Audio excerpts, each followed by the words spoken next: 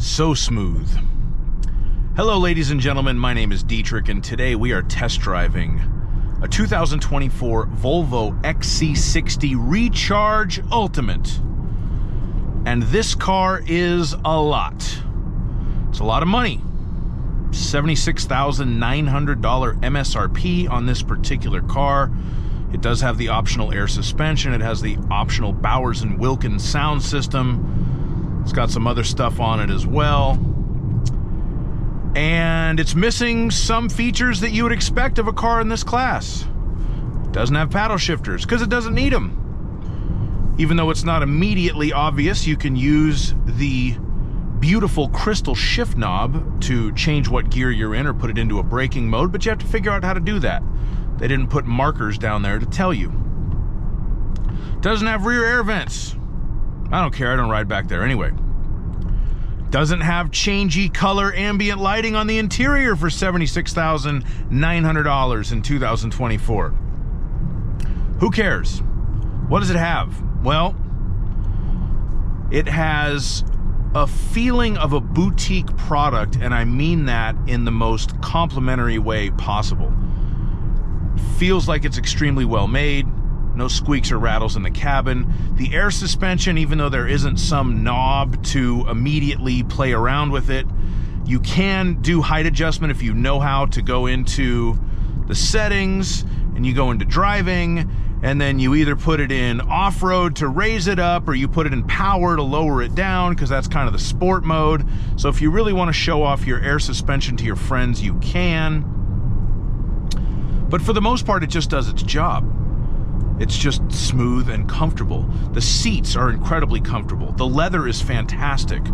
The lime wood trim is gorgeous. And I love driving this car. It's very efficient with its plug-in hybrid powertrain. Volvo says it will go 32 miles on a full charge. I actually got 33 miles out of it on a full charge last night, so in my opinion, that number is very true. It's got 465 horsepower and 523 torques with the battery all charged up. You can't pull up some graphic like on a Toyota Prius that shows the engine's doing this and the battery's doing that, and it's far simpler and cleaner. Right now I'm in hybrid mode, and I have a little gauge that dips into charge when it's charging the battery, and then it goes up to power when the battery is powering the car, and then there's a little oil droplet somewhere along the power line, and once you go past that oil droplet, then the gasoline engine kicks in, and a lot of times that's the only way you know that the gasoline engine is kicked in, because the powertrain is incredibly smooth and you don't really feel it. You can kind of hear it if you don't have the Bowers & Wilkins sound system cranked all the way up. But powertrain is phenomenal. I love the seats. I'm going to mention that one more time. The Bowers & Wilkins stereo system is mid, honestly, to me. I'm in and out of a lot of cars with a lot of great stereos. I wouldn't spend the $3,200 on it that costs. The standard package on this Ultimate comes with the Harman Kardon. I'm sure that's fine, and you don't need to spend the extra $3,200 on the Bowers & Wilkins. That's my opinion. Now see, I'm in braking mode, but if I do that, now I'm not in braking mode. Just pull down on the little crystal shift knob and ba-bing. If I put it into power, ba-bam. Now we're in a sport mode. Now it actually shows me a tachometer instead of the power gauge, so it has the engine on all the time. And if I want to use the paddle, well, not paddle shifters, but if I want to manually control what gear I'm in, I bump my little crystal shift knob down, and now I'm in a plus and a minus, so I can upshift or downshift. It'll tell me what gear I'm in, but I don't want to do that because this really isn't that kind of car. Matter of fact, I'm going to go back into hybrid mode because I'm happier there. I do like all the different modes and how it's not, you know, it gives you a description of what it's doing, but like, you kind of have to know. This is a car for smart people because First of all, you had to somehow be smart enough to come up with the 76 G's that it costs. That's number one. And then number two, they went with just this very clean interior cabin, and as a lot of people do, you know, it's not festooned with buttons. They absorbed a lot of stuff into the touchscreen, but somehow it feels different the way they did it in this car, and better. And that's not to say that I'm in love with this touchscreen. It doesn't have wireless Apple CarPlay, boutique product. You got to plug it in if you want to use CarPlay. It does have Google Maps with voice controls, which is okay.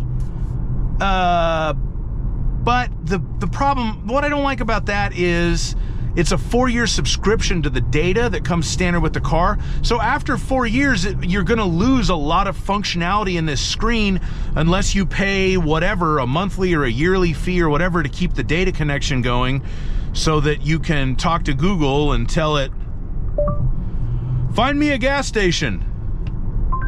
Got it. There's mobile 5.1 miles away. Want to navigate there? No. Okay, how about Chevron 4.4 miles away? Cancel.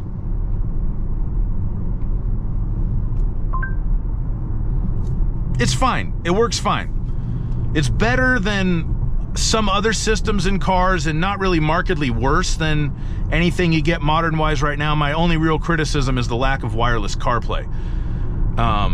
In 2024 on a $76,000 car, that's a lot. But it has a great, the kind of Volvo adaptive cruise control and pilot system is fantastic. You just know that this car's, if you wrap this thing around a tree, you're gonna walk away because it's a Volvo. It's not crash tested on the window sticker, and I don't care. I still feel safe in it, and I feel comfortable, and I feel relaxed. And quite frankly, I've had a stressful last couple of days, and like, I've been driving this car for about 3 days, and things unrelated to the car have been stressing me out. And being in here and doing my commute to work and doing this, this is a great car. This is my top contender now, my top choice in the luxury compact SUV category. If I had to buy one, I'd buy an XC60. And for the record, the car it replaces is the Mercedes GLC. I love that Mercedes. It's in a lot of ways, the Mercedes feels more modern and more high-tech than this does, especially with the cabin layout and everything, but it doesn't give me the same sense of relaxation that this car does.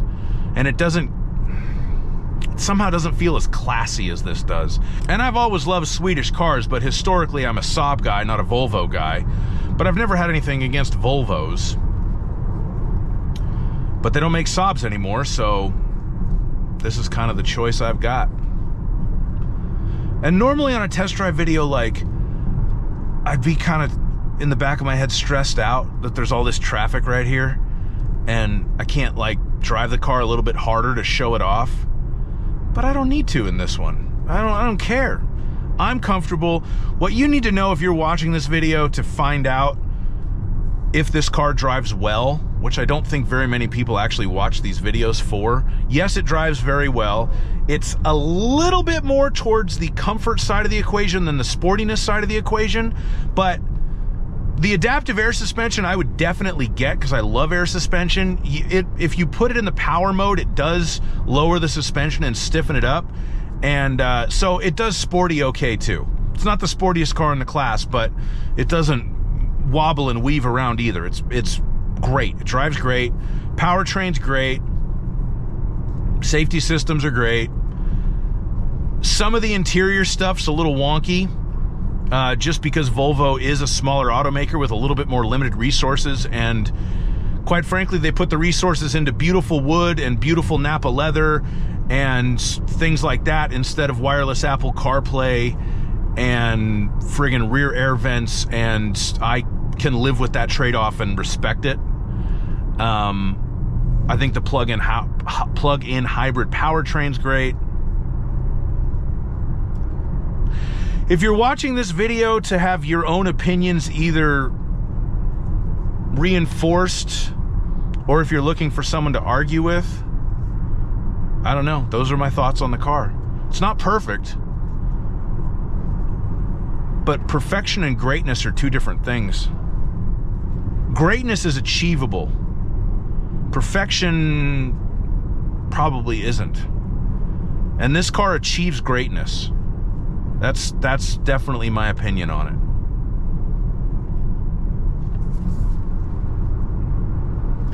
Volvo for life.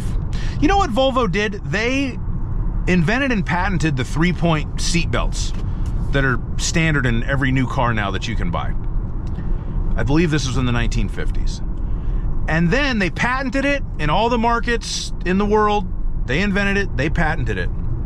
And then they said to all their competitors, feel free. You can use it, you don't have to pay us, because we believe that this technology will save lives and it's that important. Volvo did that. That's a true story. And you know, they're owned by the Chinese now. I don't know if Geely would do that if they were given the opportunity in this day and age.